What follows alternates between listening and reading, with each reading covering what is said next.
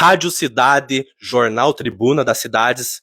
Estamos aqui no cartório eleitoral de Cruz Alta e eu estou aqui com o chefe de cartório, o senhor Rogério da Silva Melo, que vai conversar um pouquinho com a gente sobre a questão dos serviços, né, que o cartório eleitoral oferece e algumas dúvidas também relacionadas às eleições que a gente vai debatendo por aqui. Primeiramente, uma boa tarde para o senhor, obrigado por me receber aqui. E primeiro eu quero te perguntar como que está sendo o trabalho aqui da Justiça Eleitoral aqui em Cruz Alta, inicialmente. Boa tarde. A gente, nesse momento agora, dia 7 de maio, nós tivemos o fechamento do cadastro eleitoral e agora, nesse momento, a gente está trabalhando na formação e fechamento das mesas para as sessões eleitorais que vão operar no dia das eleições, no primeiro e no segundo turno, e que vão receber os votos, né? Uhum.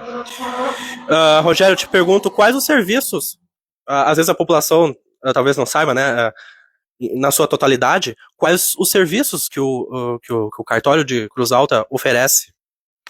Nesse momento é até importante, a gente recebe sempre alguns eleitores aqui no cartório, né, que vêm procurar o serviço da Justiça Eleitoral. Como em anos eleitorais, pela legislação eleitoral, o cadastro eleitoral ele fecha 150 dias antes da eleição. Uhum.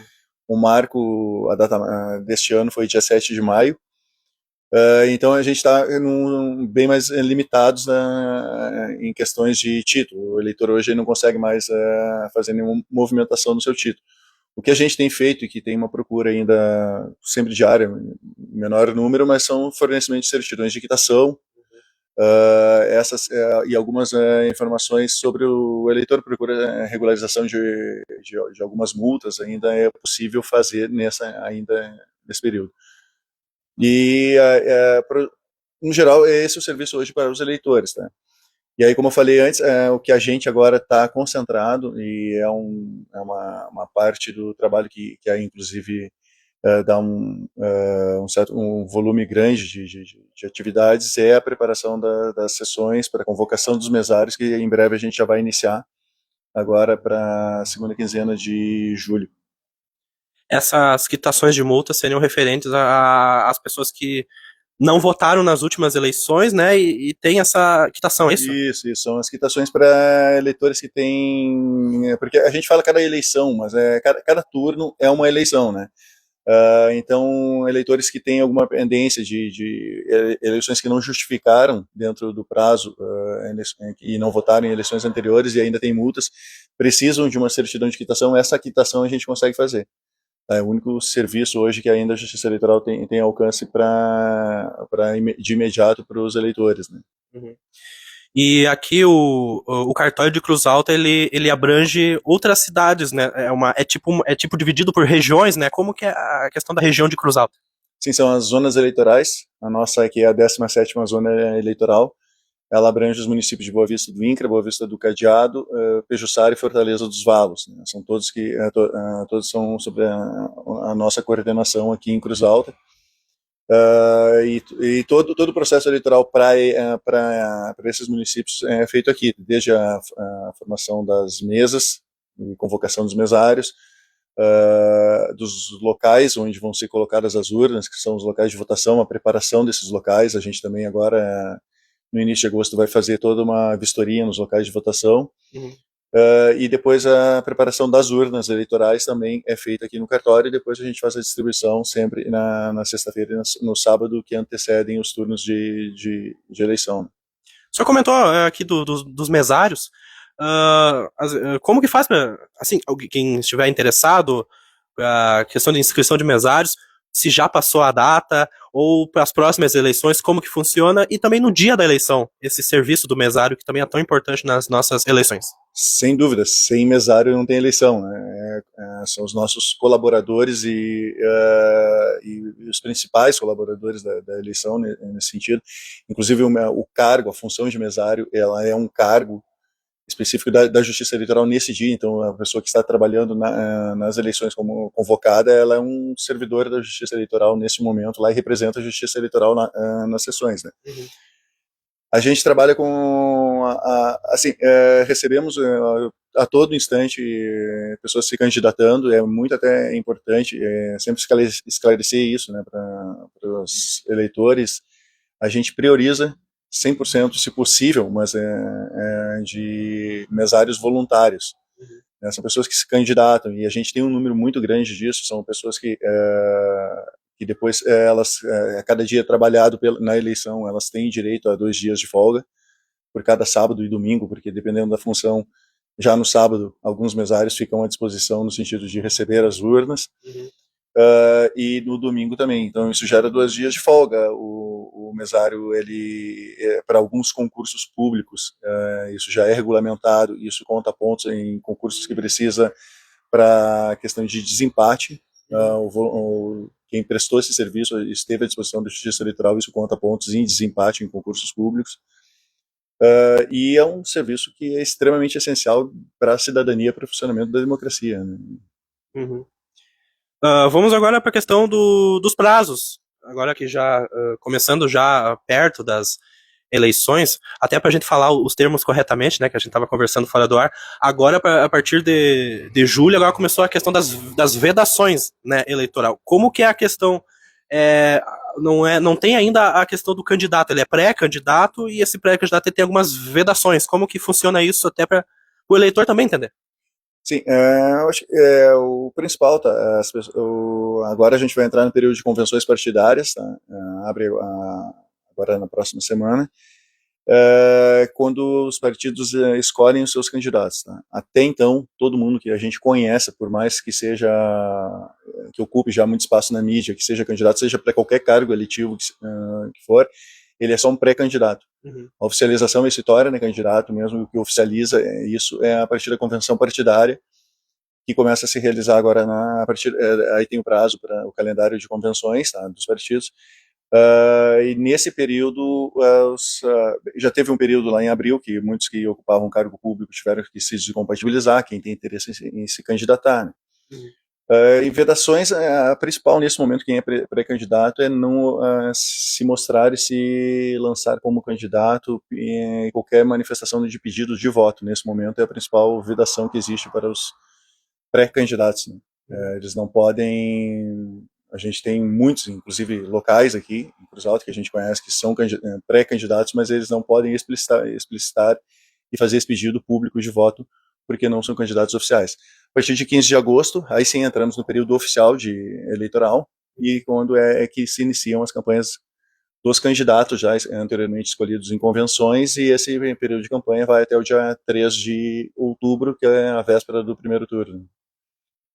E agora, passando, né, essas datas e depois na questão da campanha eleitoral, que daí será em agosto, como que se o eleitor vê alguma questão de irregularidades, alguma coisa que for ver que ele possa querer passar, como que ele denuncia isso? Como que funciona essa questão se o eleitor vê alguma irregularidade? Seriam questões já de campanha que poderiam estar acontecendo, algumas visuais, enfim. Existe o aplicativo que é o Pardal, que já é bem conhecido acho que do eleitorado, que é via internet, via site do TSE, que os eleitores podem acessar. Eles podem entrar com alguma informação de uma irregularidade de propaganda, tá? Ou qualquer notícia de irregularidade de propaganda. Nesse aplicativo, claro que tem que subsidiar isso com alguma foto, com alguma documentação. A gente pode enviar pelos e-mails também, que são o nosso e-mail da Zona Eleitoral, tem a próprio contato via telefone central do TRE, que pode receber essa informação e repassar os e-mails. Mas basicamente tem que ser documentado, tem que estar com alguma anexação de comprovação, pode ser por Paralel, por e-mail, ou aqui mesmo em balcão, no cartório, a gente também pode receber alguma denúncia. Uhum. E dentro, eu não sei se eu vou estar nesse caso repetindo, né, você não vai acabar dando a mesma resposta, mas no sentido de como que a Justiça Eleitoral vai combate a questão das fake news, né, que talvez possa acontecer, né, nas campanhas. Eu não digo na questão Cruz Alta, mas eu acho que talvez a nível Brasil, né, pode ocorrer alguma situação de fake news. Como que a Justiça Eleitoral está atuando nessa questão das fake news? Existe uma resolução bem específica sobre isso, já está regulamentado, a questão da propaganda, principalmente em rede social, através das redes, né? Aí existem formas tanto de educativas quanto também e aí a outra forma seria através de denúncia. A Justiça Eleitoral está tentando combater nisso, sentido até pelo que a gente tem de notícia. Primeiro, fazer uma forma educativa junto aos partidos e aos eleitores. E a segunda, aí recebendo através de denúncias, que aí a gente volta para as denúncias do Pardal, e-mail, e aí vai se instruir um processo, um procedimento para averiguar se existe realmente uma propaganda irregular, uma fake news, enfim. E também é sempre legal buscar também canais oficiais, né, digamos, dos portais de notícias também, canais oficiais, porque sempre tem aquela questão sabe, da mensagem do WhatsApp, do tio do WhatsApp que recebeu aquela foto, e ainda mais a questão da inteligência artificial, né, que também tem que tomar aquele cuidado também, não sei qual é a sua opinião em relação a isso. Sim, isso a gente sabe que acontece, cada vez está mais avançado isso. Aí eu vou até a orientação que a gente faz e que a gente conversa, e eu te falo que até por procedimentos próprios meus, né, é sempre buscar exatamente isso que você falou, que é os portais oficiais de notícias, saber se aquilo ali realmente é uma notícia que procede ou não. Né? A gente sabe que hoje o WhatsApp é uma forma muito grande de difusão de falsas notícias, né? Uhum. E as pessoas não buscarem, podem até receber aquilo, mas verificar. Fazendo uma analogia, é a questão do golpe que a gente recebe do WhatsApp, e a gente clica em mensagens e aí tu vai cair vai pegar um vírus, vai no teu celular, vai invadir teu celular, vai invadir teus aplicativos, vai pegar tuas senhas.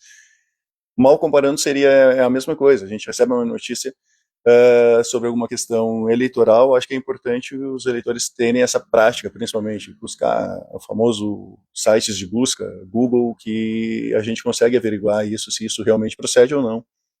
Né? E até uma forma, e se for falso, aí pode até trazer e denunciar junto à Justiça Eleitoral para que se tome alguma providência em se tratando de questão de campanha. Uhum. Quero te perguntar, vamos pro lado agora da urna eletrônica, né? Eu quero te perguntar, claro, vocês conhecem muito mais do que a gente, né, que é a questão da população, a importância da urna eletrônica e a questão do quanto que ela é segura pro voto. Gostaria que o senhor comentasse sobre isso. Assim, a urna, desde as eleições de 96, se eu não estou equivocado agora, porque eu nem trabalhava ainda na Justiça Eleitoral, mas o 92, né, que elas iniciaram. Desde então, nunca se teve nenhuma notícia de irregularidade. Tá? Sempre deixar muito claro isso para a população.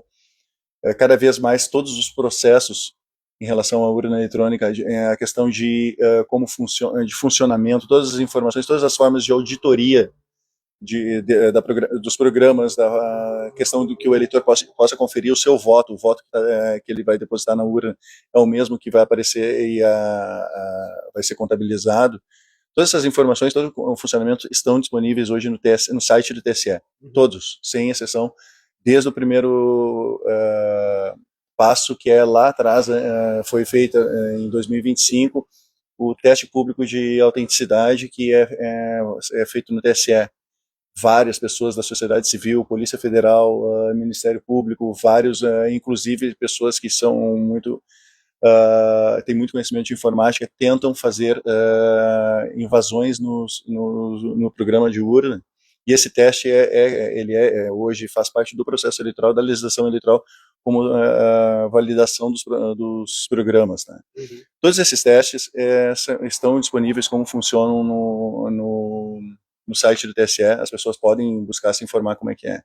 São 9 processos hoje de auditoria que a gente tem desde a hora que fechado o programa, e esse programa é colocado na urna, desde os BUs que são entregues aos eleitores no final, eles podem conferir depois no site oficial do TSE, que o mesmo BU que foi tirado em qualquer sessão aqui, ou dos municípios, ou de qualquer município, sessão do mais interior que tenha, você consegue conferir esse resultado lá, em questão de horas, e já está publicado no site do TSE. São formas, além disso a gente tem hoje a biometria, que está muito avançada nesse sentido, para identificar os eleitores, o que impede que uma pessoa vote no lugar de outra. Uhum. Há alguns anos isso seria até possível quando não se tinha questões de identificação de biometria. Então são vários processos que a Justiça Eleitoral vai avançando para que as pessoas confiem e saibam que esse voto depositado é o voto que vai ser apurado, é o voto que vai ser contabilizado. Nosso processo é referência hoje no mundo inteiro, né? Como agilidade e transparência. E a gente, cada vez mais, a Justiça Eleitoral trabalha para que isso, as pessoas tomem consciência disso, desse processo, e de como ele funciona, e da sua confiabilidade. Uhum. Isso que eu ia te perguntar, a questão da biometria, de como está andando essa questão. Eu não sei se são todos os eleitores que já têm essa biometria, se falta ainda uma porcentagem da população. Eu acredito que o prazo, não sei se já tenha passado, mas como que está essa questão da biometria? Foi 7 de maio, foi o último dia, né, no fechamento, mas o Rio Grande do Sul é um dos que tem maior nível de eleitores já identificado no Brasil com biometria. Tá? A média do Rio Grande do Sul é 85%, a nossa zona eleitoral está com 88%.